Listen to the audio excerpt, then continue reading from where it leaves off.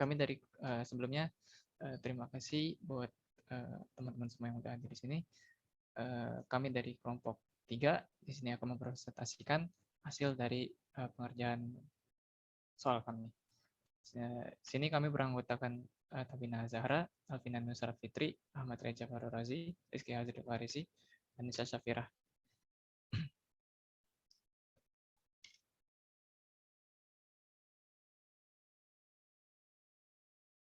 Selanjutnya soal nomor 5.3 nomor 10.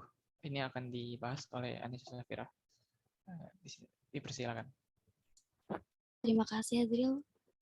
Oke, latihan 5.3 nomor 10. Soalnya jika metode biseksi digunakan pada interval dengan panjang 1 untuk mencari PN dengan error mutlak PN dikurang C kurang dari 10 pangkat minus 5, tentukan nilai N terkecil yang akan menjamin akurasi ini. Jadi premisnya itu kita misalkan metode biseksi. Di review dulu materi landasan teori yang digunakan. Iya baik Bu.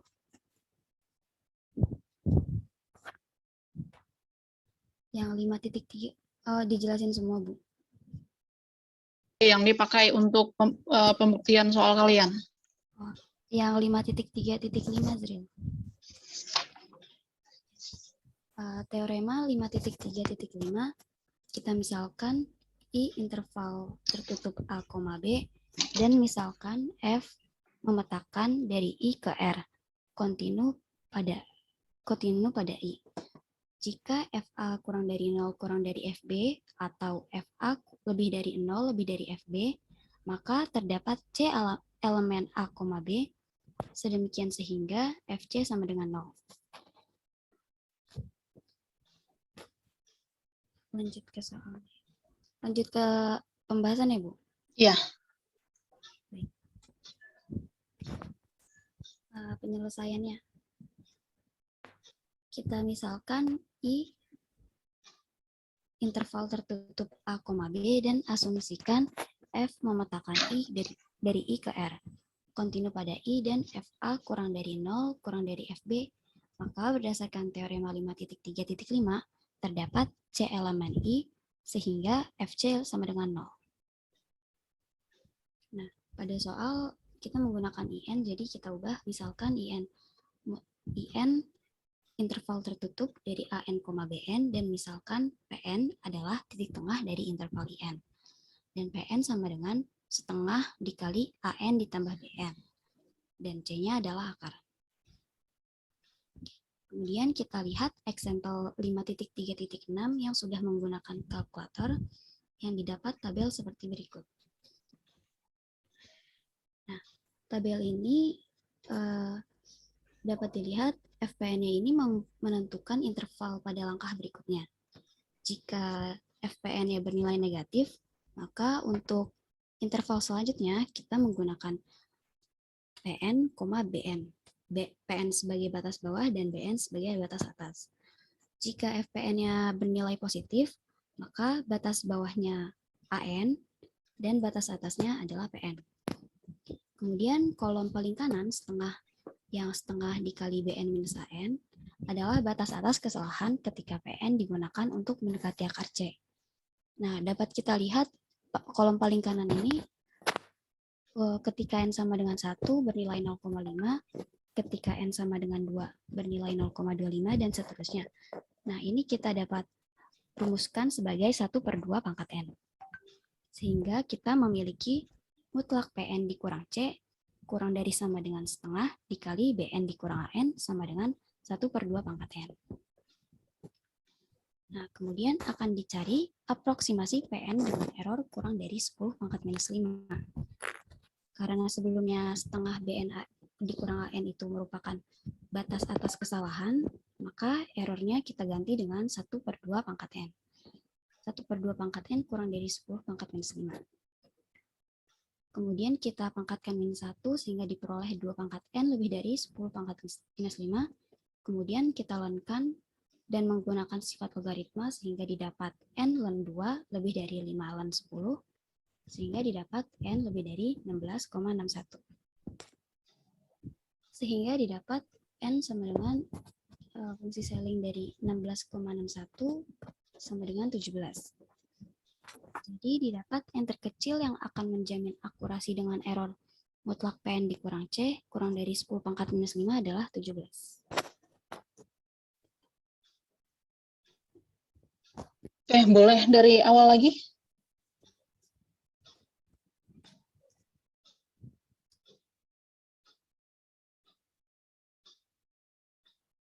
Oke, halaman berikutnya.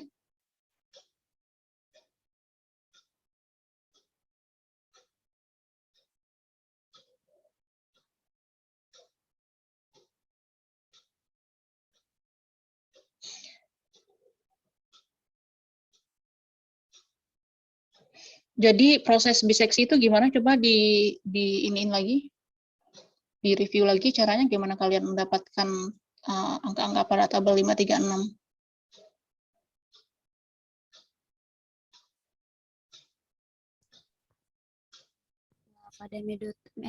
Pada metode biseksi kita membagi dua interval. Coba dipakai annotate deh, di awalnya titiknya dari mana ke mana.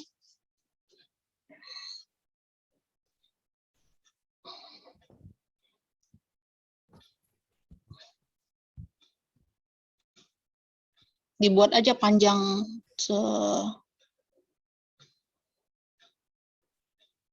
kayaknya mending annotation deh, jangan di PDF-nya. Soalnya kan kalau annotation, kalau kamu geser-geser halaman, dia masih ada. Oke, saya anotasi ya, Bu. Naruhnya paling atas aja, biar nggak keganggu nanti yang di bawah. Oke, baik, Bu. Atau enggak di... Misalnya AN dan BN-nya di sini. Kemudian kita bagi dua intervalnya, kita taruh PN-nya di sini.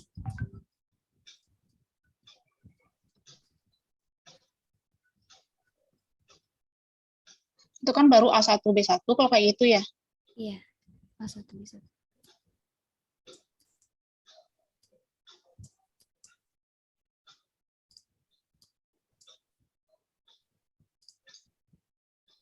Berarti itu baru P1 yang di tengah itu. Ya. Nah, jika FPN-nya tadi bernilai negatif, maka kita menggunakan yang ini, Bu.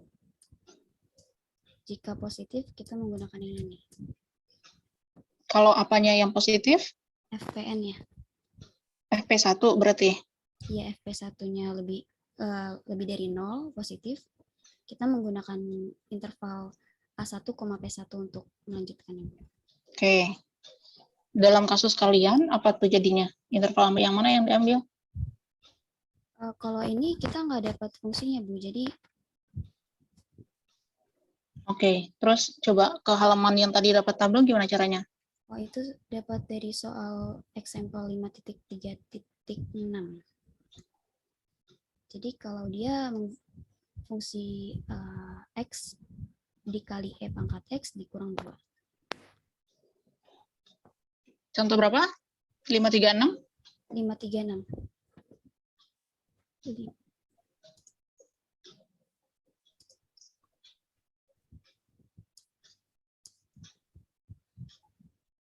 tapi dia suruh pakai 536 nggak soal ini? enggak, Bu. Saya cuma kasih contohnya aja biar terlihat gitu, Bu. FPN-nya yang mana, setengah BN min AN yang mana. Oh, ini cuma buat ilustrasi. Iya, itu. Coba dijelaskan itu tabel itu maksudnya gimana? Jadi pada soal 5.36, example 5.36, diketahui fx-nya ini x dikali e pangkat x minus 2. Memiliki akar C dengan interval 0 sampai 1. Jadi AN-nya untuk I1-nya berarti A1 0, 0, B1-nya 1. Kemudian kita bagi 2 sehingga didapat P1. P1-nya 0,5. Ya. Kemudian dihitung FP1. P1-nya. Dihasilkan minus 1,76.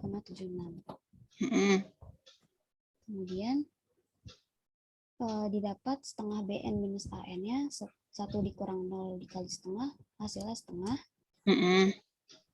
Kemudian karena dia FPN-nya kurang dari 0 atau negatif, kita gunakan batas bawahnya ini PN dan batas atasnya 1. Untuk interval biseksi tahap kedua gitu ya. Ya, untuk tahap kedua. Coba dijelasin dulu sampai baris ketiga dijelasin. Oke, baik, Bu. Jadi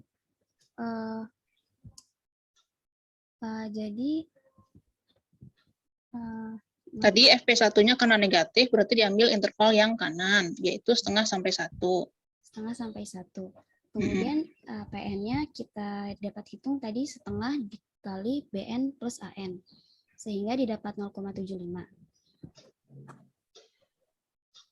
Kemudian di FP2-nya sudah dihitung menjadi minus 0,412. Dan setengah BN minus AN-nya minus 0,25. Kemudian minus atau 0,25 aja? 0,25. Oke. Ya. Kemudian setelah itu karena dia negatif, kita menggunakan interval kanan lagi, berarti dengan batas 0,75 sampai 1 dan menghasilkan P3-nya 0,875. Dan FP3-nya plus 0,0999. 0,99. Dan setengah BN minus AN-nya 0,125. Oke, sampai ke baris keempat nih. Oke.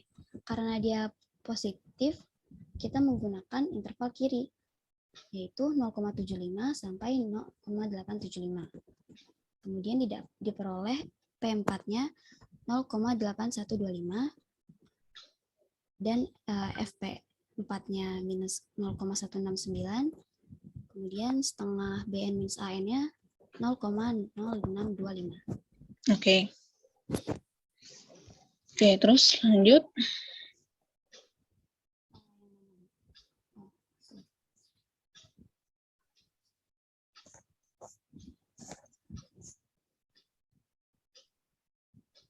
Oke, nah itu kenapa 1/2 pangkat N itu apanya tadi? Boleh diulang?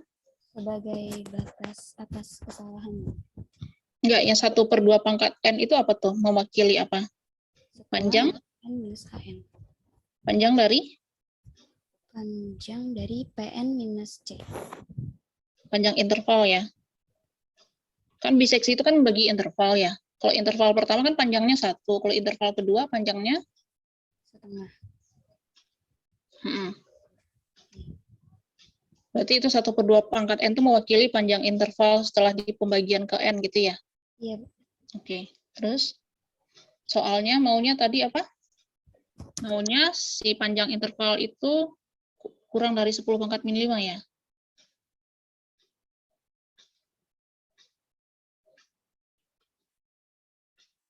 Oke.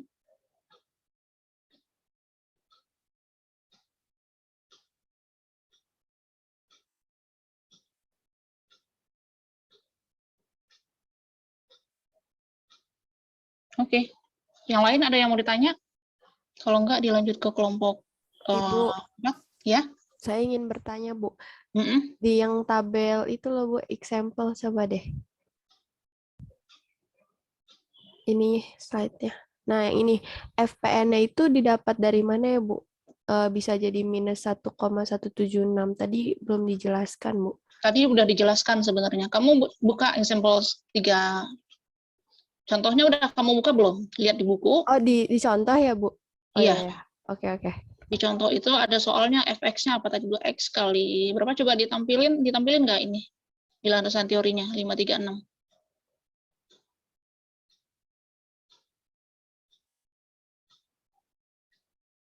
Nggak ditampilin ya. Berarti kalian nanti tambahin ya. Soalnya kan kalian merujuk. Kan di 536 diketahui fx-nya itu adalah xe pangkat x dikurang 2. Berarti ya udah tinggal dimasukin aja. Kalau FP1 berarti X-nya diganti dengan P1. Oh iya Bu, paham Bu. Terima kasih Bu. Mm-mm. Ada lagi? Kalau nggak lanjut ke kelompok 4. Ibu, Ya. Saya izin bertanya, berarti tabel dari example ini cuman sebagai Ilustrasi. gambaran ilustrasi Iya, aja ya Bu. ilustrasi. Biar kita dapat gambaran setengah BN min AN-nya secara umum gitu, bukan sih Bu? Iya, kan intinya kita tahu apa sih kalau panjang interval kan ketika belum dibagi kan panjangnya sebesar B min A kan. Iya Bu. Nah kalau udah dibagi kan setengahnya Iya. dan seterusnya. Oke. Berarti kalau tabelnya ini Oh, sebenarnya tidak berpengaruh dalam apa? Dalam prosesnya ya Bu. jawaban enggak, cuma buat Jawabannya Bu. ilustrasi aja. Baik Bu, paham Bu. Terima kasih. Ntar lihat dulu soalnya.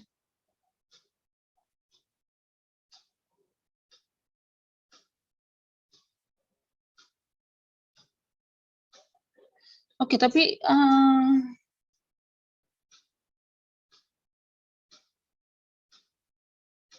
coba jawaban kalian tadi, kalian mengasumsikan panjangnya 1/2 pangkat N, berarti asumsinya B min A-nya 1 dong ya?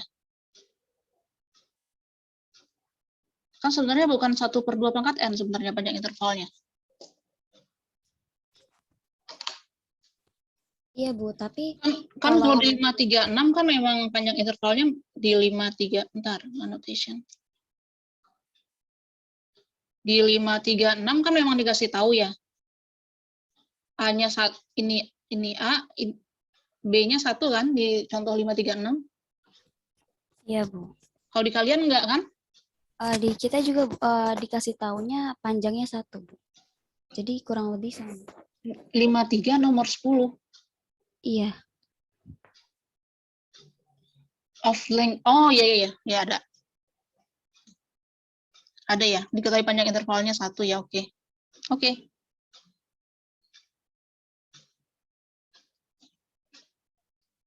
Oke, kalau nggak ada lanjut ke kelompok berikutnya.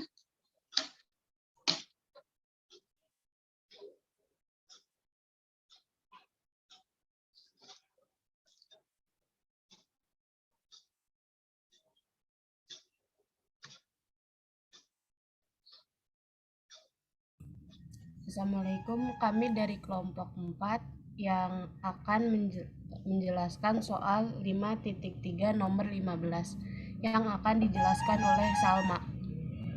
Kepadanya saya persilahkan.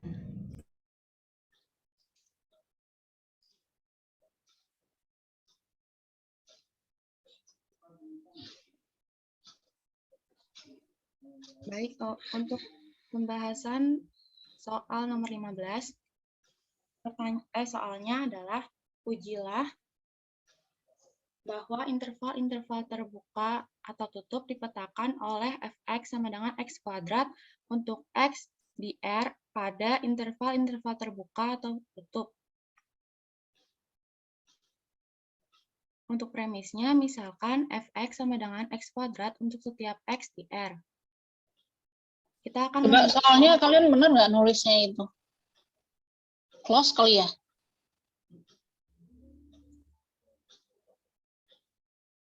Examine which open dalam kurung respectively closed ya? Iya Bu. Jadi bukan apakah ya, tapi yang mana kan which. Oh ya. Oke, lanjutin. Kita akan menunjukkan bahwa yang pertama, jika I adalah interval terbuka, maka FI adalah interval terbuka. Yang kedua, jika I adalah interval tertutup, maka FI adalah interval tertutup. Untuk pembuktiannya, yang pertama kita akan mengamati interval terbuka. Ambil sembarang interval terbuka I, A, B. Kita akan membaginya ke dalam dua kasus. Yang pertama, jika 0 berada pada I. Menurut definisi 5.3.3, F memiliki nilai absolut di I jika terdapat titik 0 di I sedemikian sehingga F0 kurang dari sama dengan Fx untuk setiap 0 di I. Sehingga Ya udah lanjutin dulu, nanti saya komentar. Sehingga Fx sama dengan X kuadrat mencapai nilai minimum absolut F0 sama dengan 0. Di sini kita akan membaginya lagi ke dalam dua subkasus. Untuk subkasus pertama adalah jika I adalah interval terbatas A, B dengan A kurang dari 0 kurang dari B. Maka untuk setiap X di I, Fx lebih dari sama dengan 0 berlaku Fi memiliki interval tertutup terbuka dari 0 sampai maksimum dari himpunan A kuadrat, B kuadrat.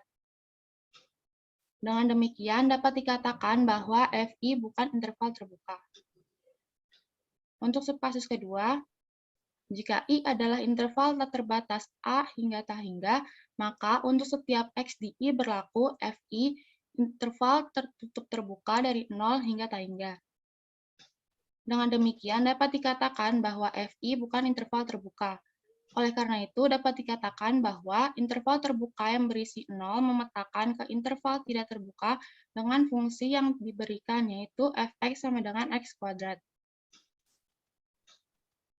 Selanjutnya, kita akan amati untuk kasus kedua, yaitu jika 0 tidak berada pada I. Untuk kasus pertama, jika I adalah interval terbatas A, B dengan 0 kurang dari A kurang dari B, maka untuk setiap X di I berlaku Fi himpunan terbuka A kuadrat, B kuadrat. Sementara itu, jika I adalah interval terbatas A, B dengan A kurang dari B kurang dari 0, maka untuk setiap X di I berlaku Fi sama dengan himpunan terbuka dari B kuadrat, A kuadrat.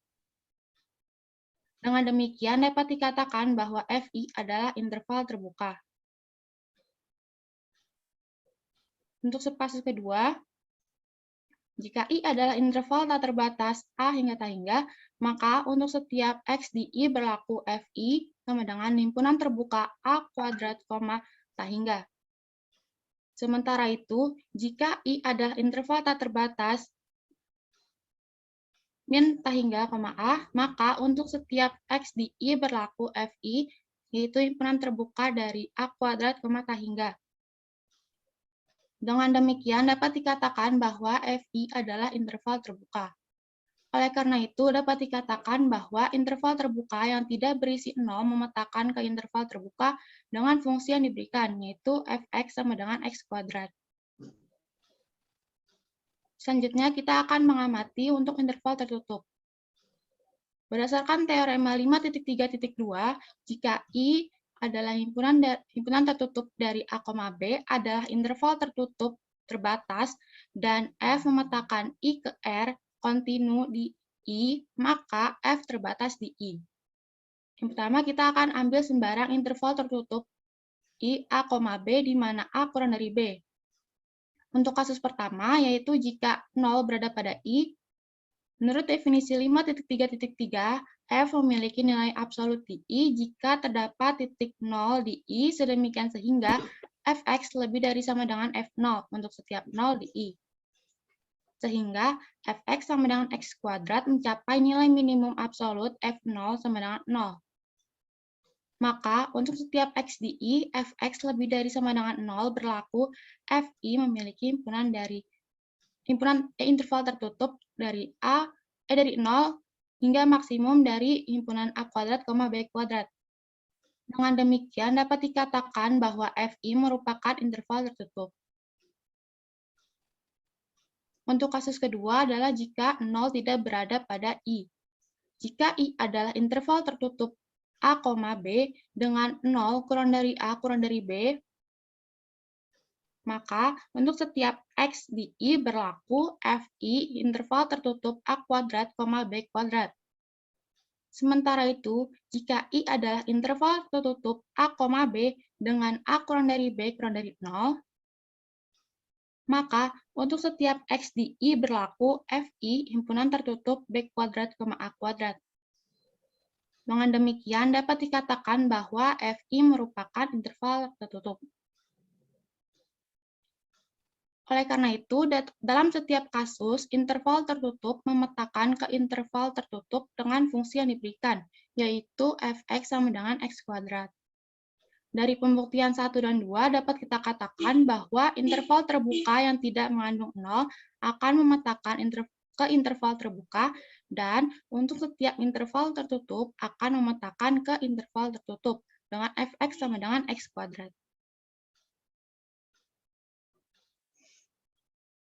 Oke, dari awal lagi.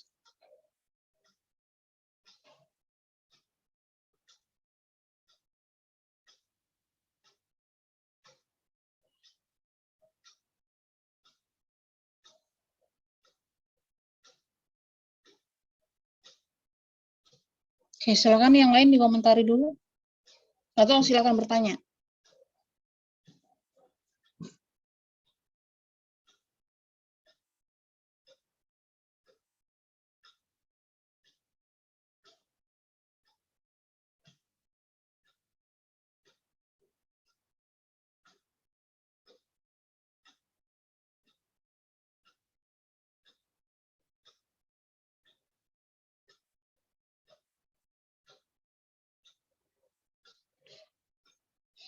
Silakan yang lain dikomentari.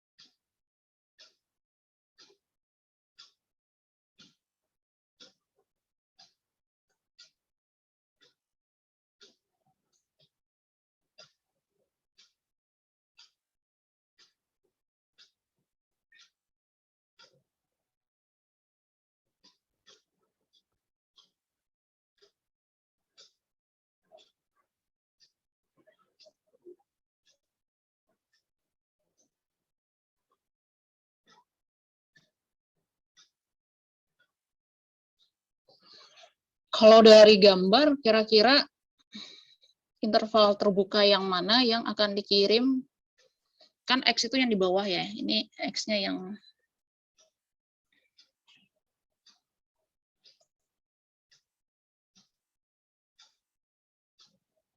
X itu kan yang berwarna biru, Y yang berwarna kuning. Kan dia pertanyaannya adalah carilah interval terbuka yang mana. Berarti kalau yang oleh si F dikirim ke interval terbuka juga, dan interval tertutup mana yang akan dikirim ke interval tertutup. Sorry. Bentar, saya baca soalnya dulu. Ini kalian menulisnya benar apa enggak?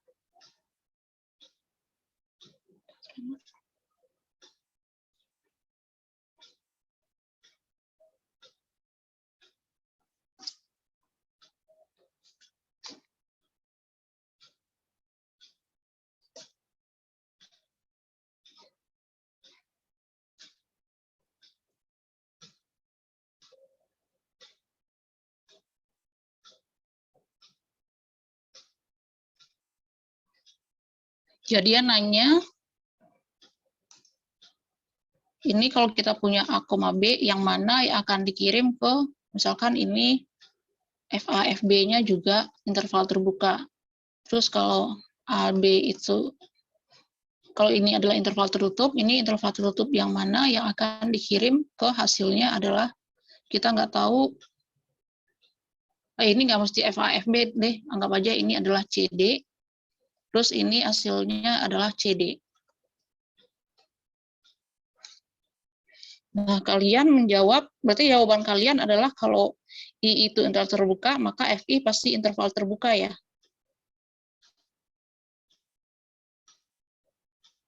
Iya, Bu. Tapi jawabannya matching nggak sama yang kalian tulis? Tadi perasaan kesimpulannya bukan itu. Tadi kesimpulannya apa coba tadi di halaman terakhir pembuktian?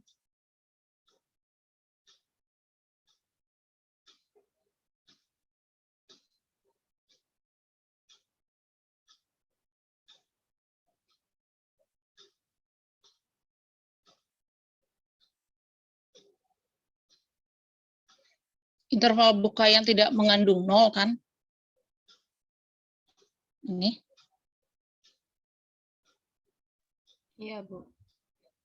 Ini akan dipetakan, bukannya bukan memetakan. Kan dia bukan intervalnya yang memetakan, tapi yang memetakan si fungsinya kan. Berarti dia dipetakan oleh si fungsi. Berarti kan sesuai nggak ini kesimpulan kalian sama akan ditunjukkannya? Matching nggak?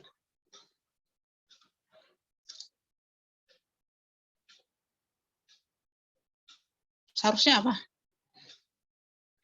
Coba kita lihat ya, untuk ilustrasi aja ya. Ini misalkan saya ngambil ini A, saya ambil di sini B. Berarti kan dia memuat 0 ya. Berarti FA-nya yang mana tuh?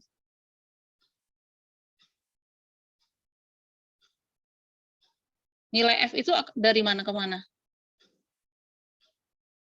Tuh, oh, ini deh B-nya saya geser. Ctrl Z, Ctrl Z, Z. Oke.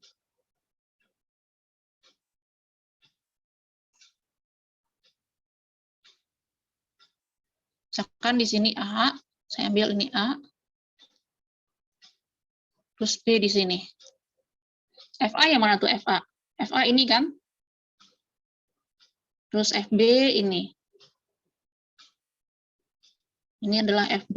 Ini ya, FB ada di titik ini.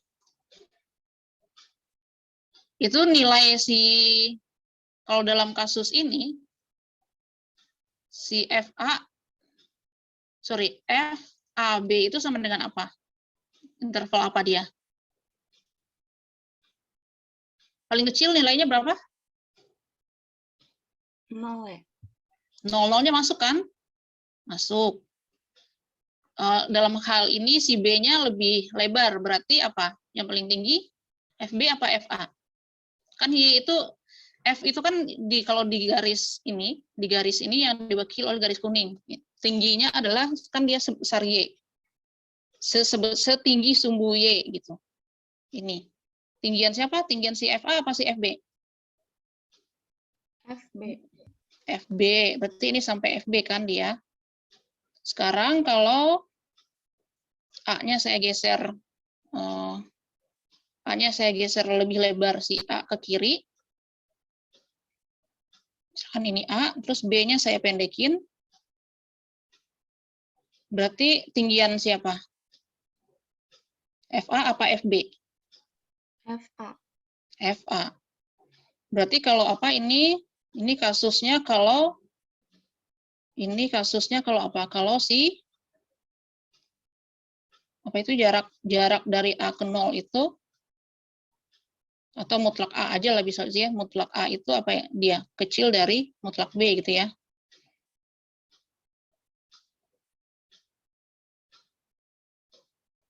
Terus kalau yang kasus yang kedua, yang ini, si FA kurang B itu interval apa dia? 0-nya masuk nggak? Masuk kan, karena 0 ada di titik tengah itu. Dia 0 sampai 0 sampai apa dia? Kan ini tadi, ini A-nya ini. A-nya yang paling kiri ini, yang titik ini. Saya naikin nih, segini. Berarti kan segini nih FA. Ini adalah FA. 0 sampai FA ya, Bu? Iya, 0 sampai FA. Ini kasusnya apa ini? Kalau si mutlak A itu lebih besar dari si mutlak B. Jadi kita punya apa? Kalau dia memuat interval, kalau si interval ini memuat 0, maka si FAB itu apa? Sama dengan dari 0 sampai 0 sampai FB untuk ya pilih yang paling tinggi aja kan? Supremum dari FA atau FB gitu kan ya? Yang pilih yang paling gede aja kan? Supremum dari si FA, FB.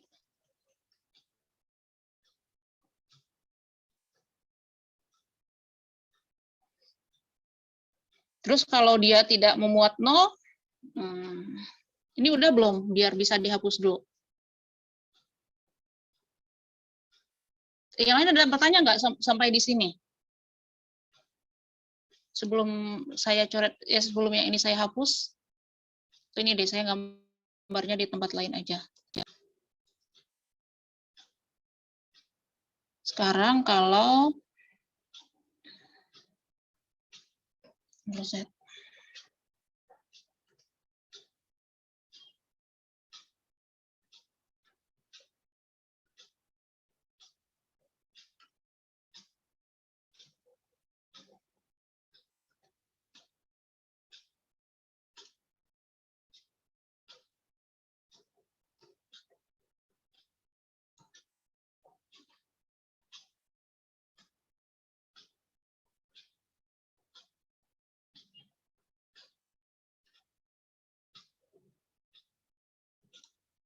Sekarang kalau ngambilnya sembarang interval terbuka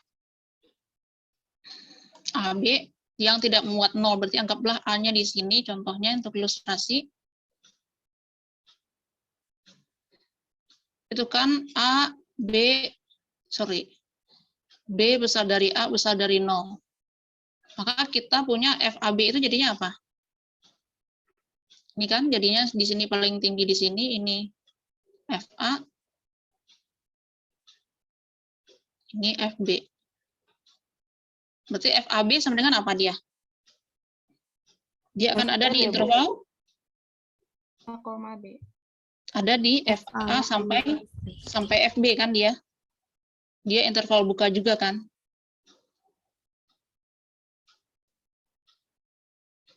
Sebaliknya misalkan di sini A, di sini B. Kalau A kecil dari B kecil dari 0,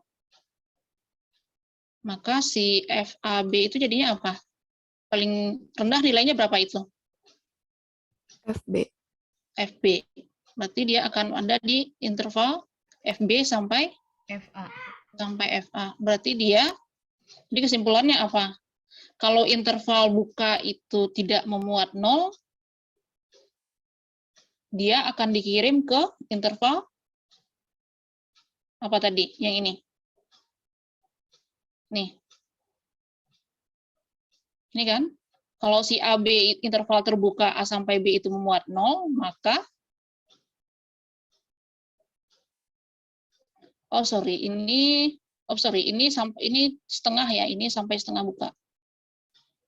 Dia akan dikirim ke interval setengah terbuka dari 0 sampai supremum dari FA sampai FB. Bukanya di bagian supremum FA sampai FB. Dia tertutup di kiri tapi terbuka di kanan.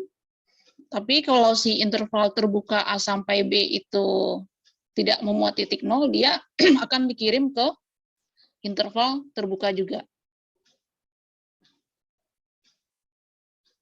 Kalau dia interval terbuka, ya mau kalau tak hingga ya sama aja ya. Kalau interval terbuka tak hingga kan jadinya ini. Ya A ya sampai atas lah gitu, kita nggak tahu. Kalau kita punya interval terbuka A sampai tak hingga, ini akan dikirim kemana dia oleh si F?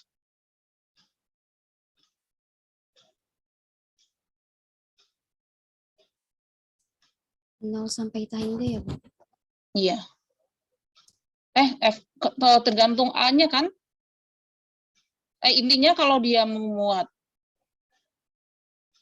ya dipandang kasus yang tadi lagi ya. Yang ini kan juga, kasus yang memuat 0 itu bisa ini kan masih yang berhingga ya. Kalau sekarang kalau yang intervalnya tak hingga. Kalau dia memuat titik 0, interval ini gimana? Kalau si A itu kecil dari 0, ini kasusnya kalau A-nya kecil dari 0. Berarti si F akan ngirim interval ini kemana? Dari 0 ke tak hingga. Nolnya interval buka apa tutup di kirinya? Tertutup. Ya, nolnya kena ya, 0 sampai tak hingga. Kalau A-nya besar dari 0, A sampai tak hingga akan dikirim ke FA sampai tak hingga. Oke. Dan sebaliknya gitu ya. Tinggal dilihat kalau kasusnya yang misalkan minta hingga sampai B gitu ya. Berarti ini kalau B-nya kecil dari 0 akan dikirim ke FB sampai tak hingga. FB sampai tak hingga.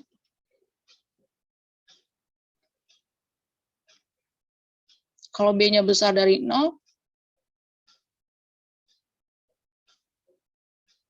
0 sampai tak hingga. 0 sampai tak hingga kan ini ya, berarti misalkan di sini B masuk di sini. Berarti kan nanti 0 itu akan kena. Ini akan dikirim ke 0 sampai tak hingga. Ini kalian bahasnya kayak gitu ya?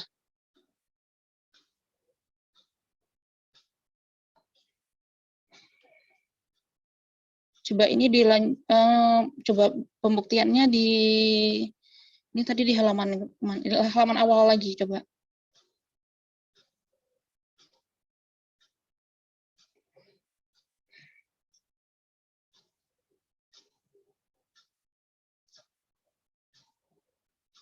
Oke.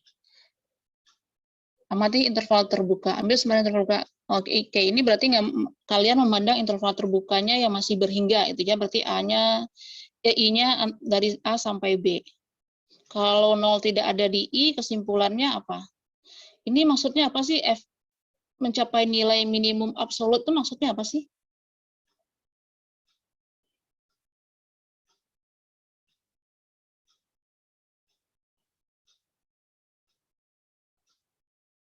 Maksudnya apa itu? Nilai sehingga fx sama dengan x kuadrat mencapai nilai minimum absolut f0 sama dengan 0. Itu maksudnya apa? Ini kalian ngerjain sendiri apa ngelihat di internet? Kenapa bahasanya seperti itu?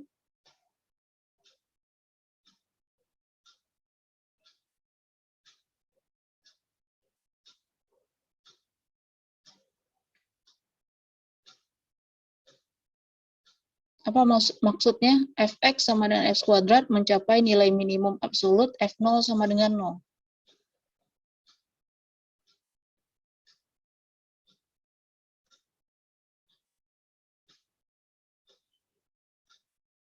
Terus juga f memiliki nilai absolut di I.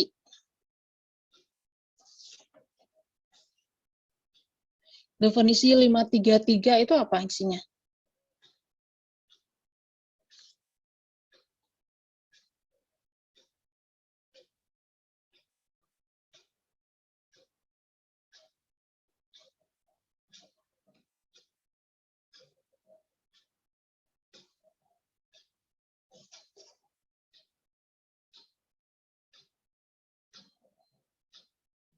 Oh, tadi ini belum dijelaskan ya, coba dijelaskan dulu.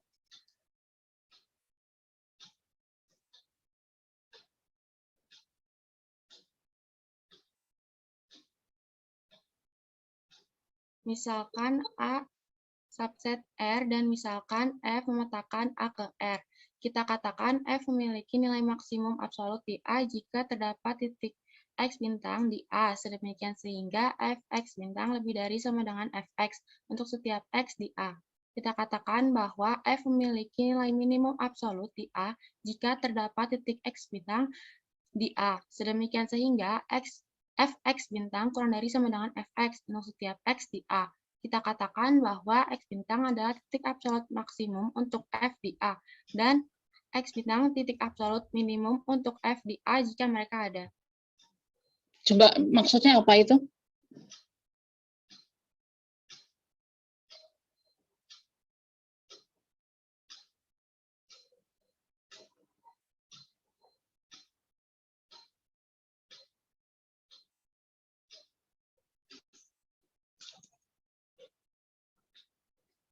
Jadi si Fx bintang itu nilai apanya namanya? F ya, Bu. Apa?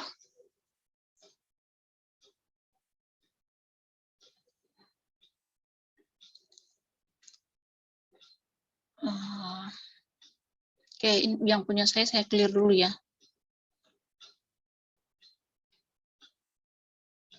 Misalkan saya punya grafik seperti ini.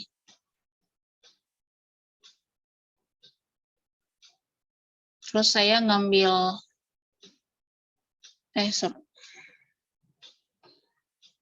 terus saya ambil ini A, saya ambil ini B. Yang manakah X bintangnya?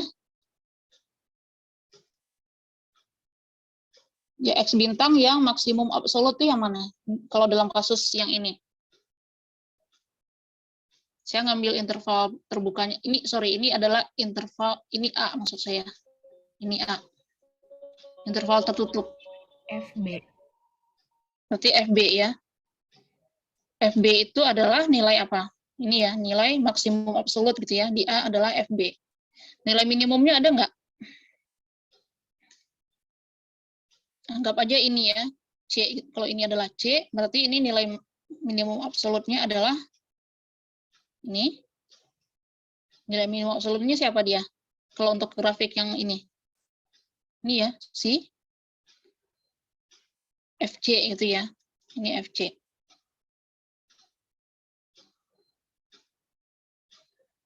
Oke. Oke, balik lagi ke jawaban yang tadi.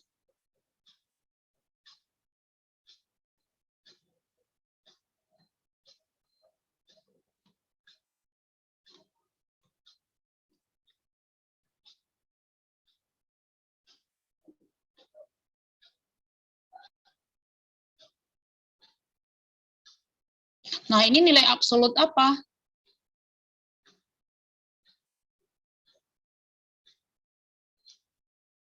Berarti si 0 itu nilai absolut apa dia?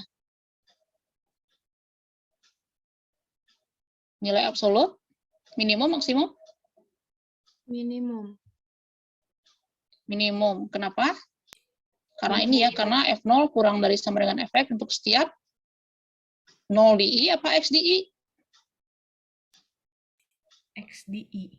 X di I. Kalau untuk setiap 0 itu kan cuma sendiri. Ngapain dikasih untuk setiap?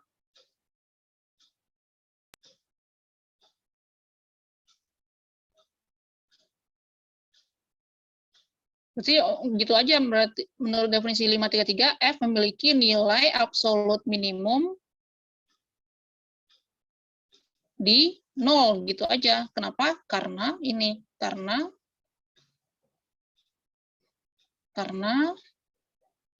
F0 kurang dari sama dengan Fx untuk setiap X di I. Udah, ini nggak usah. Terus yang berikutnya.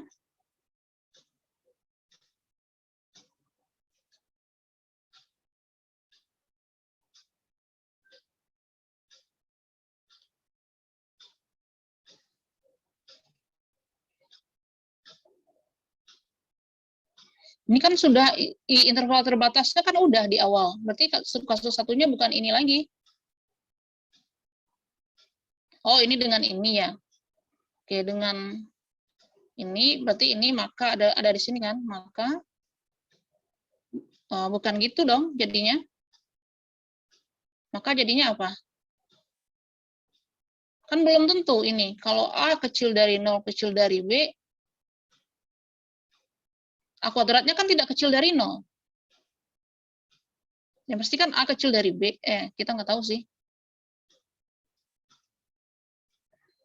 Kalau kasusnya ini apa jadinya? Kalau kalau 0 ada di antara A dan B.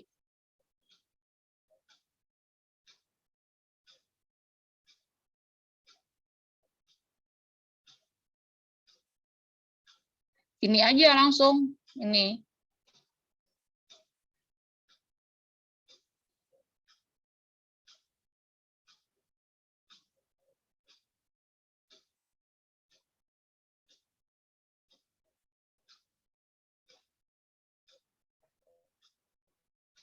Maka untuk setiap X elemen I, ini nggak ada ya, maka untuk setiap X elemen I, Fx besar sama dengan 0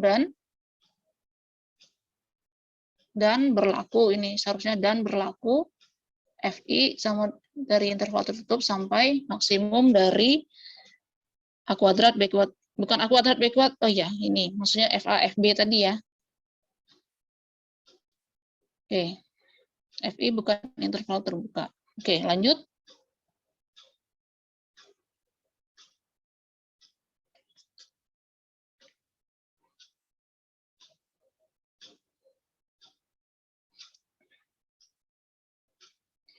Nah, coba ini sekalian subkasusnya ada A sampai Ta hingga.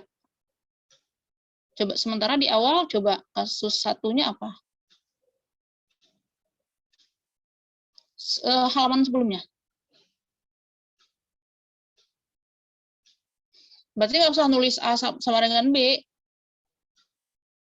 Kalau kalian mau ngambil ini sebagai interval terbuka aja ini. Baru kasus satunya itu jika I sama dengan interval terbatas kayak gitu. Yang memuat 0 kayak gitu. Terus kasus 2-nya I A sampai B tidak memuat 0 kayak gitu.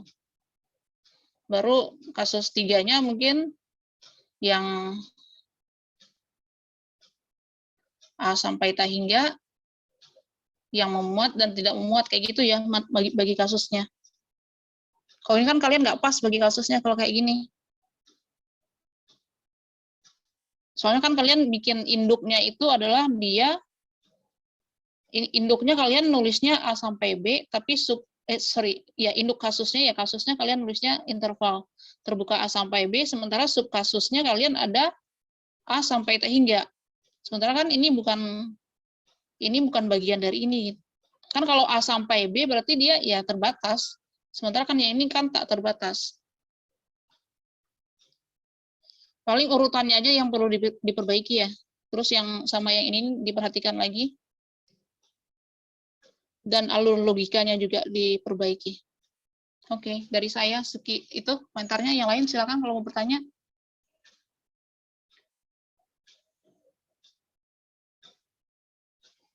Kalau nggak ada, lanjut ke kelompok berikutnya, kelompok 5.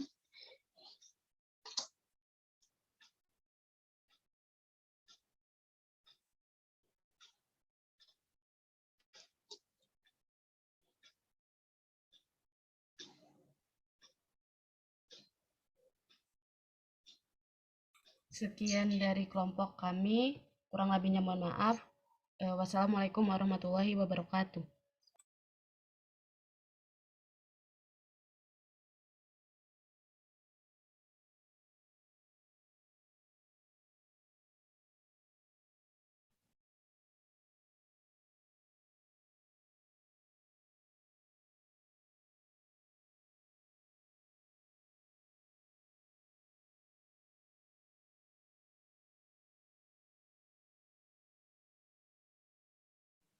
Assalamualaikum warahmatullahi wabarakatuh. Selamat pagi, salam sejahtera bagi kita semua. Yang terhormat Ibu Gustina Elvianti selaku dosen pengampu mata kuliah pengantar analisis real 2, serta teman-teman kelas 4A yang berbahagia. Kami dari kelompok 5 ingin mempresentasikan hasil pengerjaan soal 5.3 nomor 14 yang akan dijelaskan oleh Nur Laila. Kepada Nur Laila dipersilakan. Terima kasih Ninda.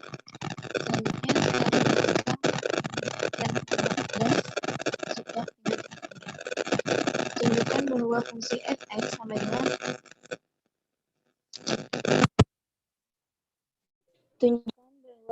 fx sama dengan satu per x. Suaranya hilang timbul dan kresek-kresek. Halo? Iya, udah bersih. Tunjukkan bahwa fungsi fx sama dengan 1 per x kontinu seragam di himpunan A didefinisikan sebagai alfa, Ta hingga, di mana A adalah konstanta positif. Soalnya ini nggak matching yang kamu baca sama yang tertulis. Ya Bu, maaf Bu. Diulang ya. Misalkan fungsi f dipetakan dari R ke R, kontinu pada Memetakan, R. bukan dipetakan, dia memetakan. Memetakan dari R ke R, kontinu pada R.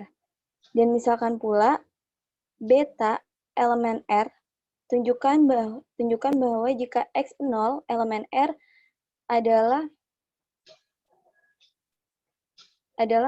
fungsi Fx0 kurang Kok dari gitu beta. sih? Ini benar nggak sih nulisnya? Kok aneh sih kalimatnya? Bentar, saya buka dulu 5314.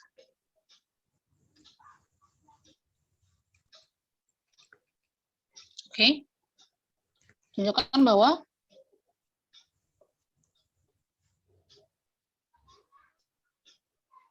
lanjutin.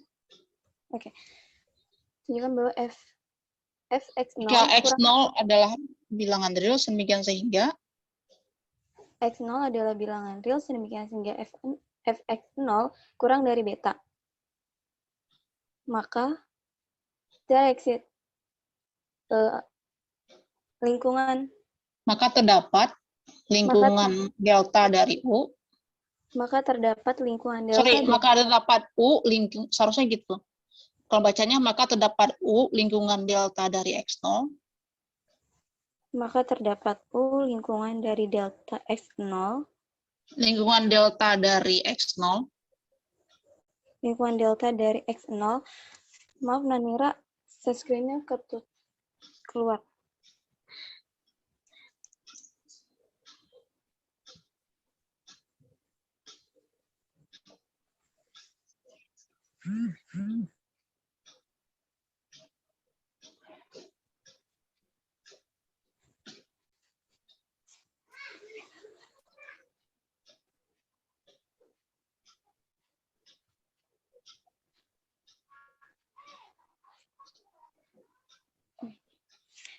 Ya.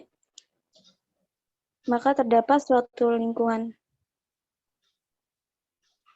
delta dari delta. Maka terdapat U satu lingkungan delta dari X0. Maka terdapat U suatu lingkungan dari delta X0. Lingkungan delta dari X0. Lingkungan delta dari X0.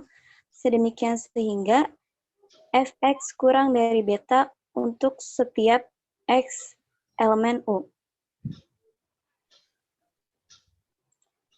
Selanjutnya kita buktikan dengan premis, misalkan F memetakan R dari R ke R, kontinu dr, dan misalkan beta elemen R.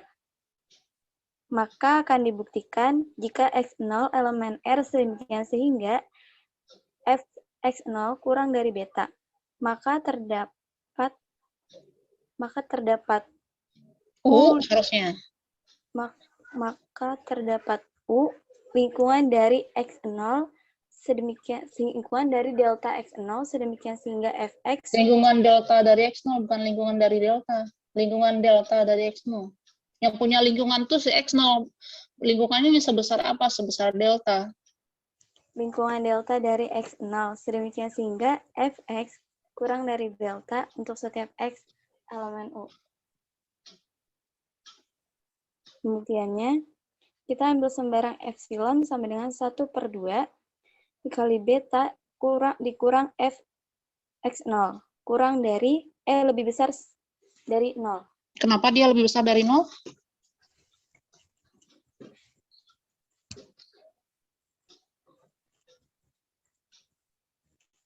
Karena fungsi kontinu ya, Bu? bukan. Premisnya apa itu? Nah, kalian X0-nya belum diambil loh itu. Sorry, saya sekalian komentar nggak apa ya? Maksudnya biar nggak bolak-balik. Ini kan akan dibuktikan jika. Kan ini akan dibuktikan jika. Mana ini notnya? Kan ini akan dibuktikan jika bla bla bla bla. Nah, kalian ambil dulu ini. Kalau enggak, yang ini. Nah, di pembuktian baru ambil sembarang ini. Ambil sembarang ini. Ambil sembarang X0 elemen R dengan Fx0 kecil dari beta. Kalau langsung kayak gini, nih kalian belum punya X0-nya. Nah, karena Fx0 kecil dari beta, berarti beta kurang Fx0 jadinya apa?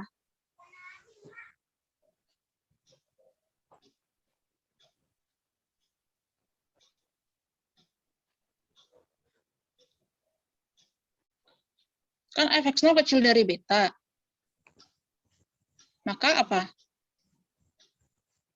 Beta dikurang fx0 nilainya gimana? Kalau kita punya bilangan A kecil dari B, maka B dikurang A besar dari 0, kecil dari 0. Ini yang presentasi siapa? Coba videonya dinyalakan.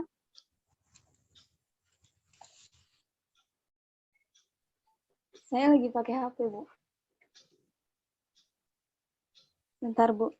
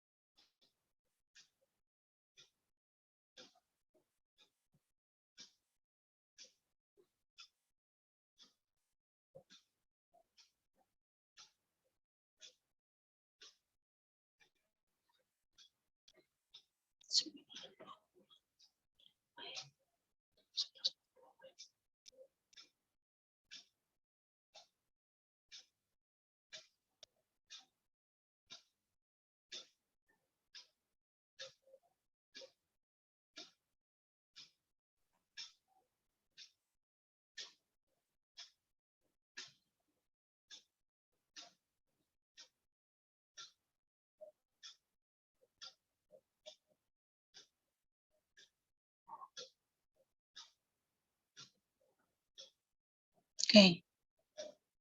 Masih mute itu Nur Laila, kamu panggilannya siapa? Laila, Bu. Oke, Laila. Kalau kita punya A kecil dari B, maka B min A nilainya gimana?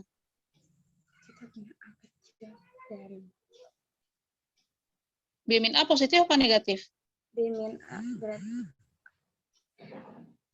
positif. B min A positif. Nah, berarti ini kita punya fx0 kecil dari beta. Maka beta dikurang fx0 nilainya positif atau negatif? Maaf, bisa diulangin? Ini fx0 kecil dari beta. Berarti beta kurang fx0 nilainya positif apa negatif?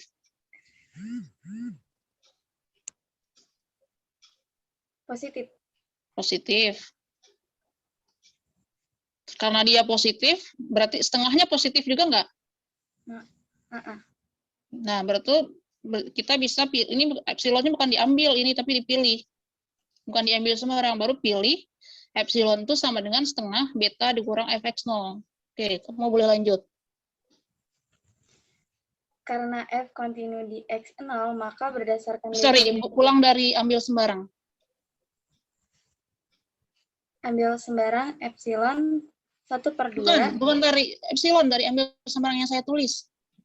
Oh iya. Ambil sembarang X elemen R X0. dengan X0 elemen R dengan Fx0 kurang dari beta, maka beta kurang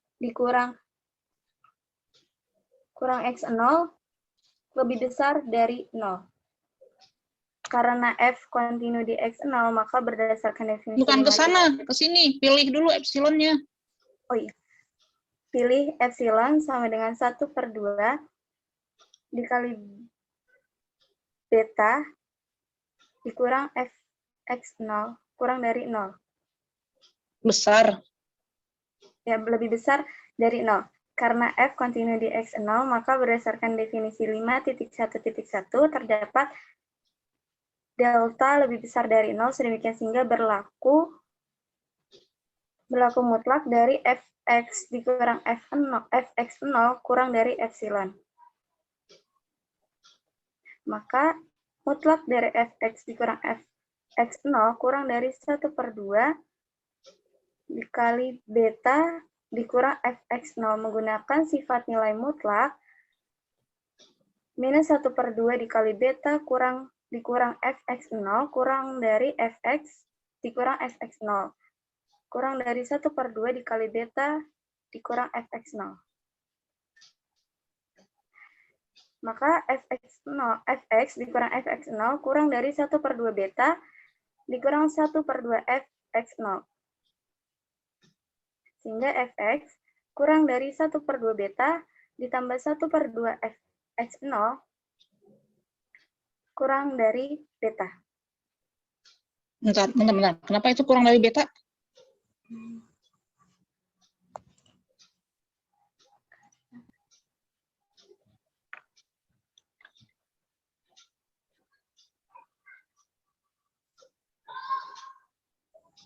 Kenapa jadi kurang dari beta? Karena 1/2 ditambah 1/2 kan jadi Ini kan fx0 satunya.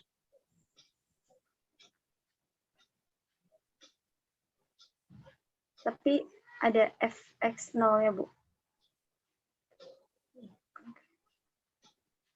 Kalau setengah beta tambah setengah beta jadi beta sih oke. Ini kan setengah beta tambah setengah fx0.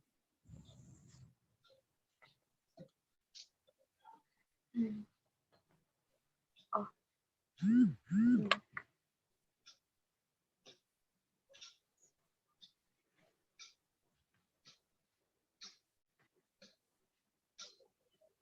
Oke.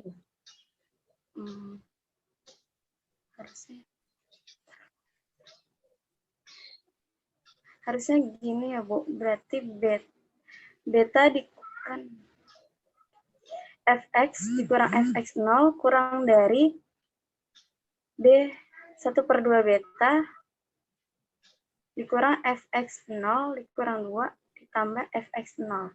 Menjadi fx kurang dari beta per 2 ditambah fx0/2.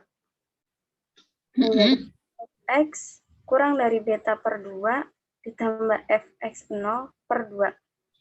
Kurang dari beta per 2 ditambah beta per 2 menjadi kurang dari beta. Gimana? Kenapa muncul dari beta per 2-nya?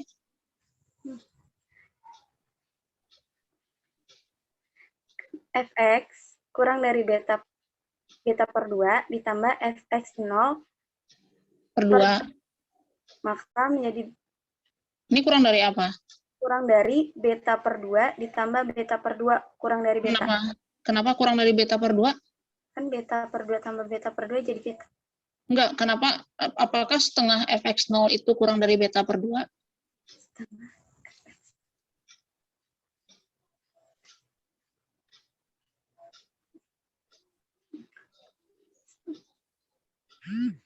Oh deh, kalau bingung kita gambar dulu ya.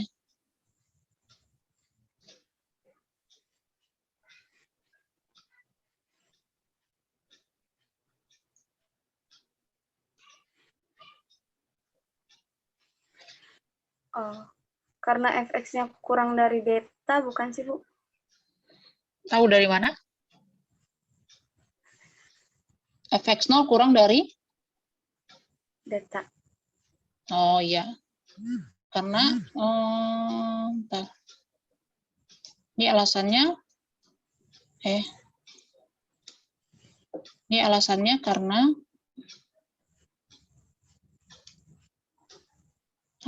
karena, apa? Asumsi di awal adalah fx0 kurang dari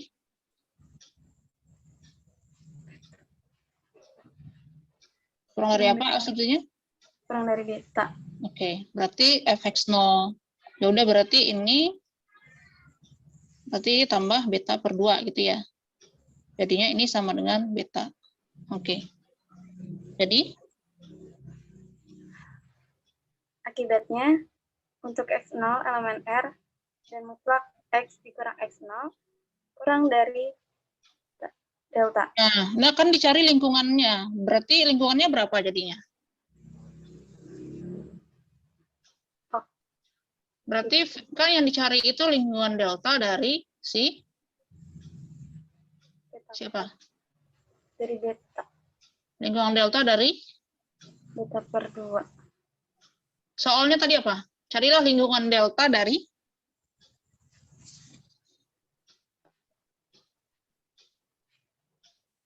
Lingkungan delta dari mutlak fx dikurang fx. Soal balik ke soal.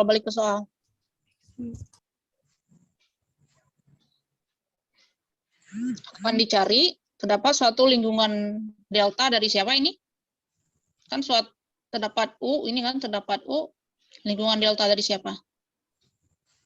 Lingkungan delta dari x. U sama dengan lingkungan delta dari x0.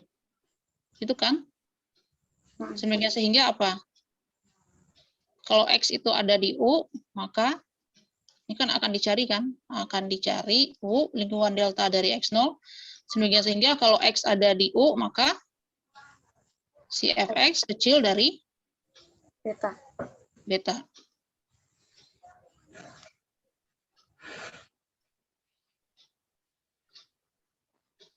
Oke, lanjut. Sorry. Oke, karena X, balik lagi ke halaman sebelumnya.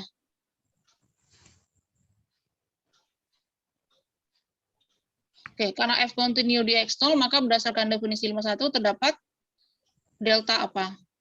Delta lebih besar dari 0. Delta itu nilainya bergantung kepada apa? Nilainya bergantung kepada X0. ini kan? Nilainya bergantung kepada epsilon kan? Iya. Delta dari si apa itu setengah beta dikurang Fx0. Artinya adalah nilai beta, si delta itu bergantung ke ini. Oke, lanjut.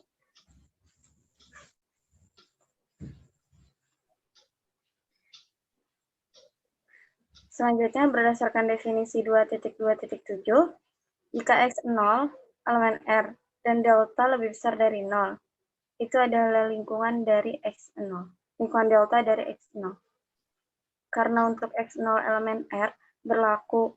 Coba, jangan gini nulisnya. Dan ini dibacanya apa sih? Jika X0. Ini ekivalen dengan apa? Ini ekivalen dengan apa? X itu ada di?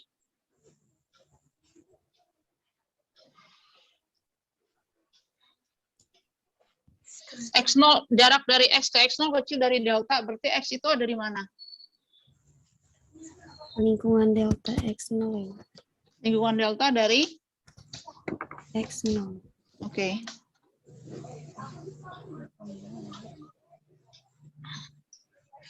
Ntar saya nyolokin laptop dulu.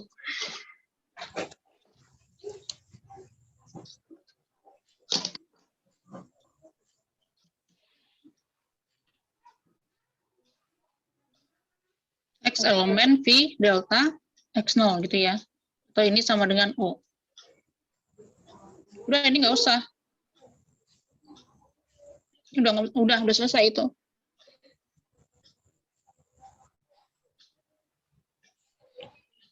Karena ini juga udah nggak usah. Udah selesai sampai di sana aja.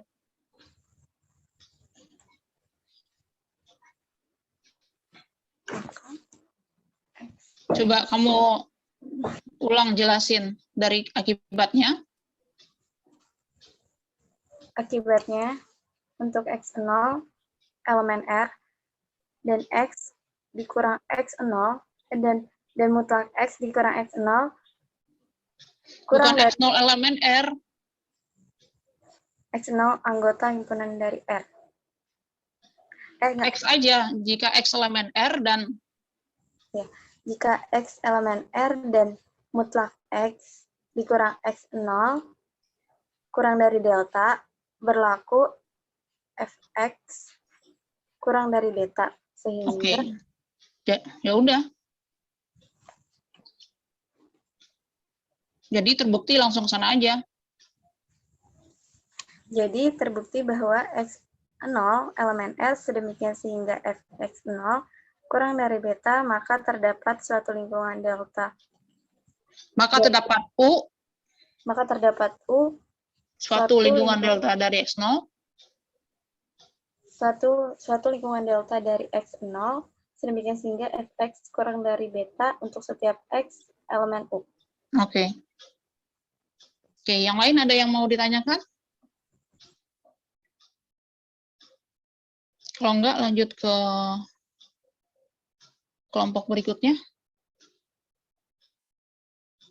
Kita kuliahnya sampai jam 11 atau sampai jam berapa ya?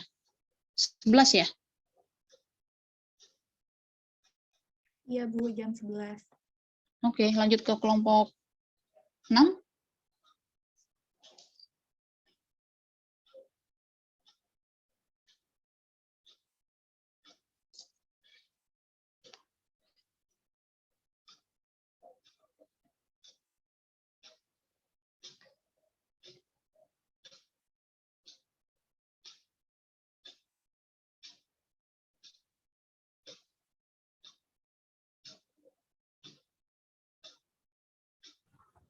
Assalamualaikum warahmatullahi wabarakatuh. Yang terhormat Ibu Gustina Alfianti selaku dosen pengampu mata kuliah pengantar analisis real 2. Kami dari kelompok 6 akan membahas soal yang sudah kami kerjakan. Kepada Hafizah, saya persilahkan. Tunjukkan fungsi fx sama dengan 2 ln x plus akar x min 2 mempunyai akar di interval tertutup 1,2. Gunakan metode bisection dan kalkulator untuk mencari akar dengan error kurang dari 10 pangkat minus 2.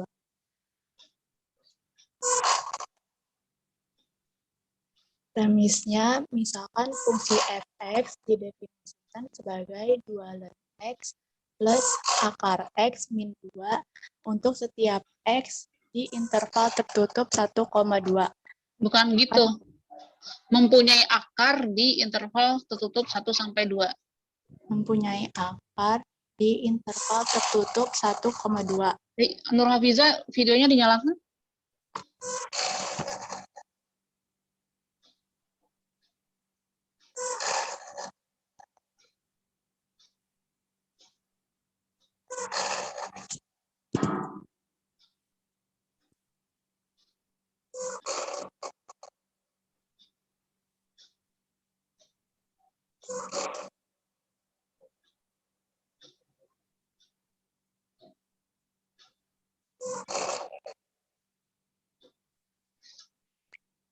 Saya ulangi. Tunjukkan fungsi fx. Videonya belum nyala? Udah, Bu. Ini Nur Hafizah bukan? Yang saya screen dulu ya nyalanya. Oh, namanya share screen, bentar. Oke. Premisnya, misalkan fungsi fx didefinisikan sebagai 2 ln x plus akar x min 2 mempunyai akar x di interval Mempunyai akar di interval tertutup. Mempunyai akar interval di interval. Mempunyai akar di interval tertutup 1,2. 1 sampai 2. 1 sampai 2. Akan ditunjukkan fungsi fx mempunyai akar dalam interval tertutup 1 sampai 2 dan gunakan metode bisection dan kalkulator untuk mencari akar dengan error kurang dari 10 pangkat minus 2. Ini tadi diperbaiki ya untuk setiapnya ini ya. Iya, Bu. Penyelesaiannya misalkan fx sama dengan 2 ln x plus akar x min 2 untuk setiap x di interval tertutup 1 sampai 2 menurut teorema 5.3.5 bahwa fx mempunyai Bentar. Balik lagi ke halaman sebelumnya. Saya mau lihat soalnya.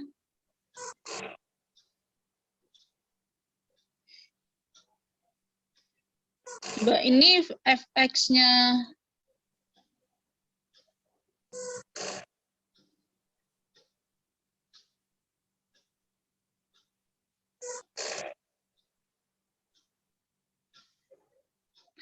ini fungsinya tetap dari R ke R ya. Fungsinya itu dari R ke R. Tapi si fungsi ini dia punya akar di interval 1 sampai 2. Jadi dia bukan dari 1 2 sampai R fungsinya bukan, tapi fungsinya tetap dari R ke R. Ini kan juga ini seharusnya untuk setiap X elemen R seharusnya. Akan ditunjukkan bahwa fungsi F saja, nggak ada fx-nya. Mempunyai akar di interval 1 sampai 2. Dengan, ini kan kalian udah nulis dengan akan ditunjukkan dengan menggunakan metode bisection dan kalkulator. Oke. Lanjut. Ini untuk setiap X elemen R ini ya. Lanjut. Menurut teorema 5.3.5 bahwa fx mempunyai akar C di interval tertutup 1 sampai 2 karena f kontinu di interval tersebut. Dan f1 sama dengan 2 ln 1 plus akar 1 minus 2 sama dengan min 1 kurang dari 0. Dan F2 sama dengan 2 ln X plus akar X minus 2. Itu kita masukkan X-nya jadi 2 ln 2 plus akar 2 minus 2 sama dengan 0,8 itu lebih dari 0. Maka terdapat C di interval tertutup 1 sampai 2. Sedemikian sehingga FC sama dengan 0. Diperoleh 2 ln C plus akar C minus 2 sama dengan 0. Sehingga persamaan Fx sama dengan 2 ln X plus akar X min 2 memiliki solusi di interval tertutup 1 sampai 2. Selanjutnya, Mempunyai akar ya. iya, Bu. Solusi itu kalau dia sama dengan 0. Coba ke halaman sebelumnya.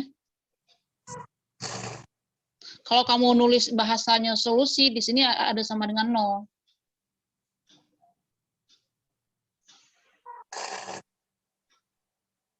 Oke, lanjut. Lalu kita akan mencari akar PN atau C tadi menggunakan metode bisection dengan error kurang dari 10 pangkat minus min 2. Dengan catatan jika FPN kurang lebih dari 0, maka EN plus 1 itu sama dengan AN, dan BN plus 1 itu sama dengan PN. Lalu jika FPN kurang dari 0, maka AN plus 1 sama dengan PN, dan BN plus 1 sama dengan BN. Pada tabel kita lihat pada N sama dengan 1, A1-nya itu sama dengan 1, dan B1-nya itu 2. Selanjutnya kita cari P1-nya yaitu 1 plus 2 per 2. Nah, didapat hasilnya 1,5. Lalu kita masukkan PN1 tadi ke nilai fungsinya. Didapat hasilnya 0,0357. Selanjutnya untuk N sama dengan 2, karena dia nilai FP1-nya itu dia lebih besar dari 0, maka kita ubah B2-nya itu menjadi P1. Sedangkan untuk A2-nya itu dia tetap 1. B2-nya 1,5, lalu kita masukkan nilai PN-nya itu, P2-nya 1 ditambah 1,5 per 2, maka didapat hasilnya 1,25. Kita masukkan nilai 1,25-nya ke dalam fungsi, sehingga didapat hasilnya minus 0,4357. Lalu kita ulangi cara tersebut. Kan nilainya negatif. Kalau nilai FP-nya dia negatif, maka kita ubah nilai A-nya itu menjadi nilai si PN-nya tadi. Lalu kita ulangi caranya sampai hasilnya, sampai nilai errornya kurang dari 10 pangkat minus 2, yaitu dengan menghitung nilai B dikurang A per 2-nya itu. Apabila hasilnya sudah kurang dari 10 pangkat minus 2, maka kita hentikan perhitungannya. Di sini dapat dilihat bahwa kita akan menghentikan perhitungannya pada N sama dengan 7, yaitu dengan C atau P-nya itu dia sama dengan 1,4765, di mana errornya kurang dari 0,0078. Sehingga kita dapat simpulkan bahwa C lebih dari 1,46. Mendekati. Bahwa C mendekati 1, setelah 7 iterasi kita peroleh akar C mendekati 1,4766 dengan error kurang dari 0,0078. Sehingga kita dapat simpulkan bahwa C ada lebih dari 1,4687 dan kurang dari 1,4844. Oke. Ada yang mau ditanyakan? Kalau enggak, lanjut ke kelompok 7. Masih ada 10 menit lagi.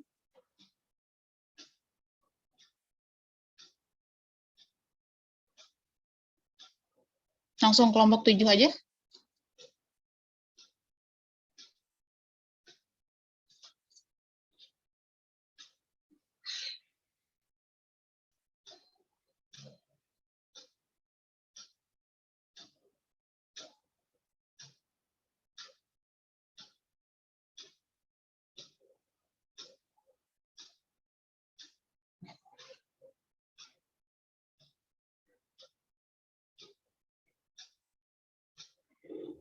Assalamualaikum warahmatullahi wabarakatuh. Yang terhormat Ibu Gustina Elvianti MSI selaku dosen pengampu mata kuliah pengantar analisis real 2.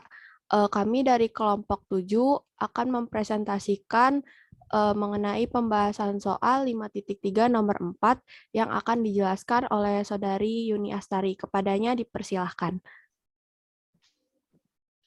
Terima kasih Putri Safira Utami. Di sini saya akan menjelaskan soal 5.3 nomor 4. Dengan soalnya, tunjukkan bahwa setiap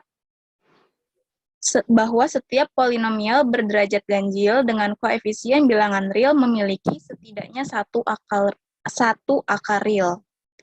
Kemudian premisnya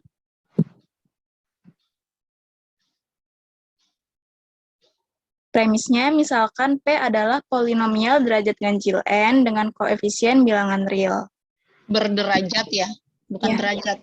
Berderajat ganjil N dengan koefisien bilangan real.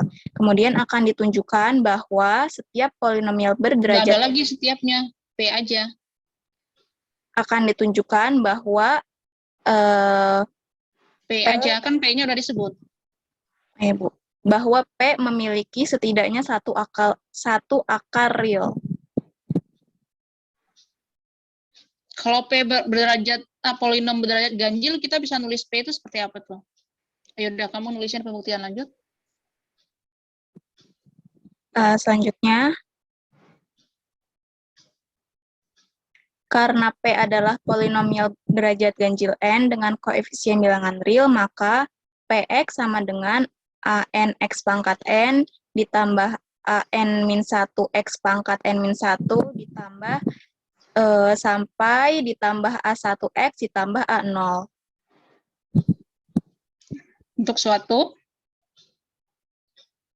Untuk suatu bilangan real. Yang koefisiennya itu yang mana? Yang A-nya apa X? AN-nya, Bu. Berarti AI, ini ya, AI elemen R gitu ya. Ya, Bu. I-nya dari 0 sampai, I-nya dari 0 sampai berapa? Sampai N. Yang pertama, kita pandang kasus ketika koefisien utama X positif. Koefisien utama itu yang mana? Koefisien utama itu koefisien di mana memiliki pangkat tertinggi, Bu. Di mana variabelnya itu memiliki pangkat tertinggi. Berarti yang ini, Bu, yang AN X pangkat N itu berarti si AN-nya koefisien utama. Langsung aja. AN-nya positif gitu aja.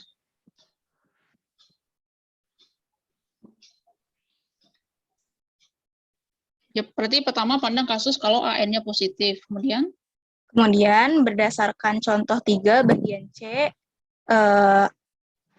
contoh 4.3.16 bagian C. Bentar, contoh 4.3.16 tuh isinya apa? Isinya itu ya yang bentar, Bu. Example I bagian C, iya, Bu, yang PX sama dengan AN X pangkat N. Ditambah. Ntar saya buka dulu. Jika AN besar dari 0, maka next. Maka berlaku limit X menuju ta hingga PX sama dengan limit X menuju ta hingga AN X pangkat N ditambah AN-1 X pangkat N-1 ditambah dan seterusnya ditambah A1X ditambah A0. Nah, hasilnya itu ta hingga, Bu. Kemudian berdasarkan contoh 4.3.16 bagian D, untuk AN besar dari 0, di mana N-nya ganjil, berlaku limit X menuju min ta hingga PX sama dengan limit X menuju min ta hingga. Langsung aja hasilnya sama dengan min ta hingga. Ya, hasilnya sama dengan min ta hingga. Sedemikian sehingga PX1 kurang dari 0 dan PX2 besar dari 0 untuk X1 dan X2 di bilangan. Ini kan contoh bagian D itu kan kalau N-nya genap. bagian 316. Kan per 13. Kan if n is even yang D bilangnya. Kan kamu pakainya kalau kasusnya ganjil kan? Ibu, yang bagian B ya, Bu. Bentar. Untuk N, di mana N bilangan?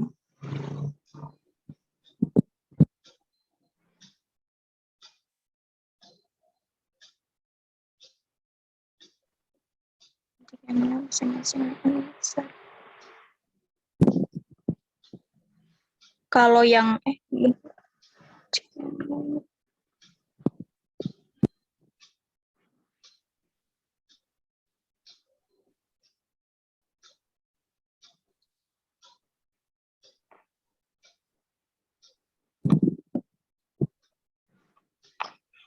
Oke, yang D itu bilang apa sih?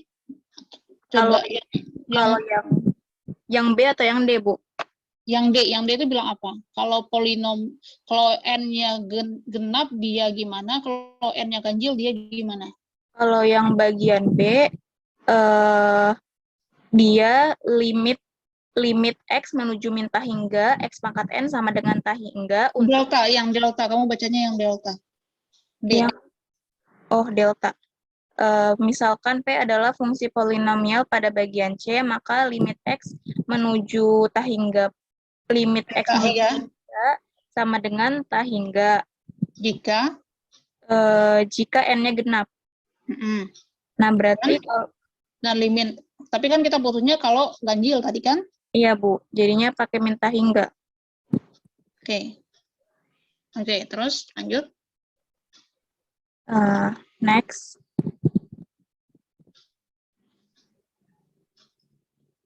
Nah, berdasarkan teorema nilai menengah Bolzano atau teorema 5.3.7. Ini belum dibaca.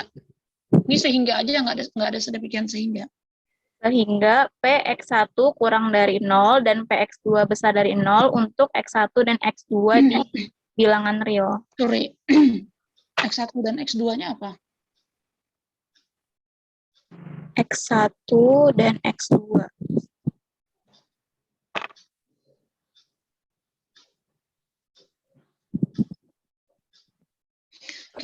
Waktunya sisa 2 menit lagi mau dilanjutin apa gimana?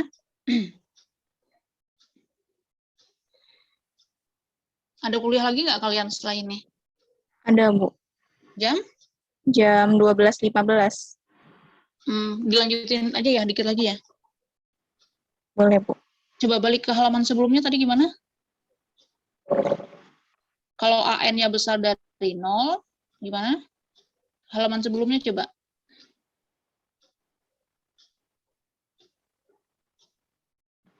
Terus enter, masih, next. Ini ada nggak? Setelah ini ada nggak? Kalau AN-nya besar dari 0, apa? Berarti kita punya apa? Limit X menuju tahingga dari P itu sama dengan tahingga. Kemudian limit X menuju min tahingga dari P sama dengan tahingga. Berarti apa jadinya? Karena dia berbeda tanda, terus jadinya apa?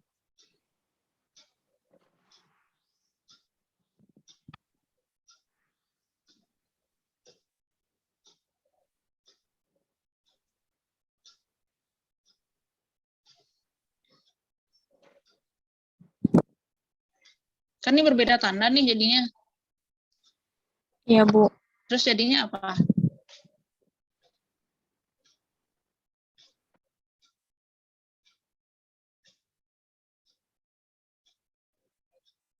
Jadinya disesuaikan nggak sih, Bu? Kalau dia positif, kalau dia ganjil sama genapnya. Kan kita butuh kasus dia ganjil saja kan? Genapnya nggak usah dipandang. Iya, Bu. Kan kalau dia ganjil, intinya adalah kalau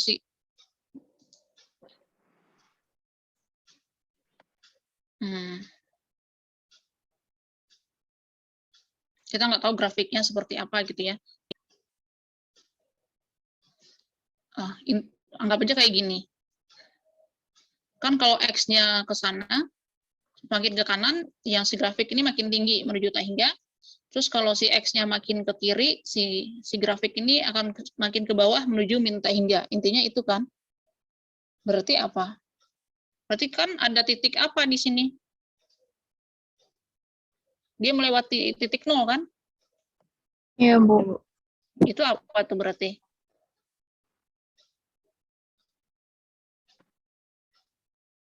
Itu pakai yang teorema antara itu benar.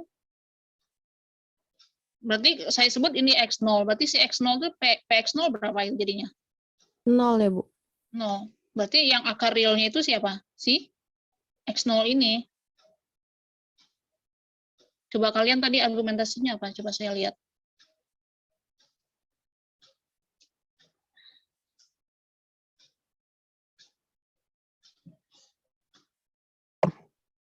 Slide-nya di next. Tolong. Nah, Tadi Yuni videonya dinyalakan ya.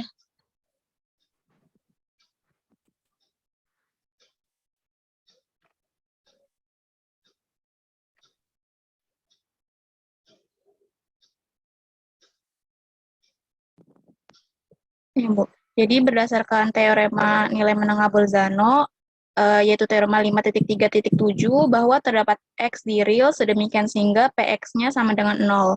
Jadi karena kita dapatkan PX sama dengan... Jadi ini apa? Sedemikian sehingga akan ada, ini seharusnya. Ini bukan sedemikian sehingga, maka saya ganti warna dulu. Warna apa ya? Biru aja. Dari sana apa? Maka terdapat X1, X2 elemen R sedemikian sehingga yang ini ya. Iya, Bu. Sehingga si PX1 kecil dari 0 dan PX2 besar dari 0.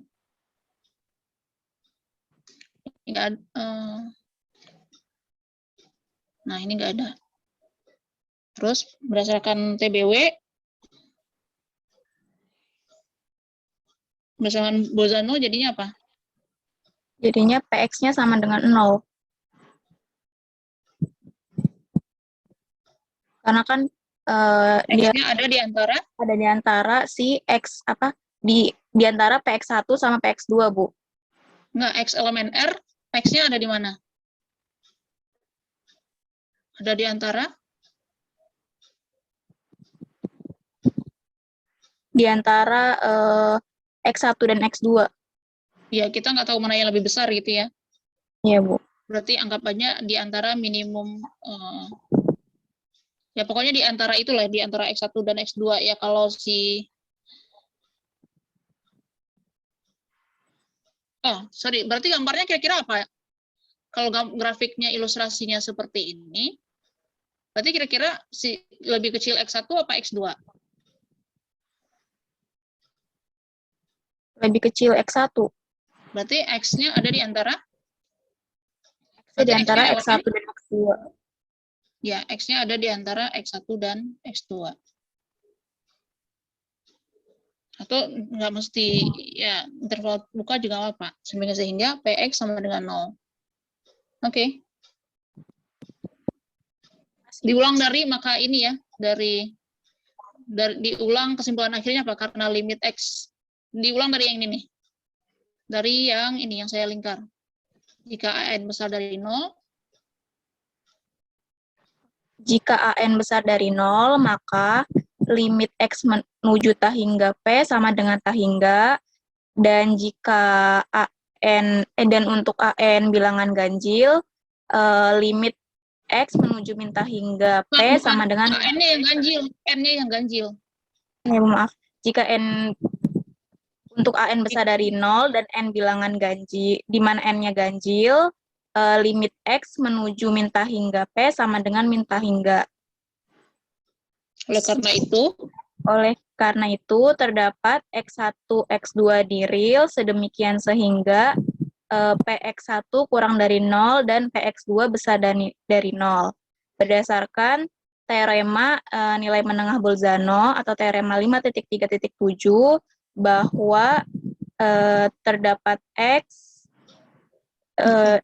di antara X1 dan X2 sedemikian sehingga PX sama dengan 0.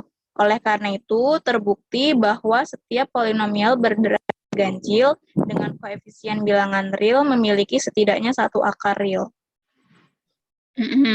Oke, itu kasusnya kalau n-nya kecil besar dari 0. Kalau kasusnya an-nya kurang dari sama dengan 0, boleh nggak an-nya sama dengan 0?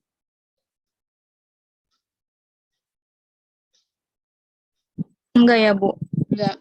Nah, sekarang kalau an-nya kecil dari 0, tinggal dibalik ya. Iya, Bu. Kalian sudah ngerjakan belum?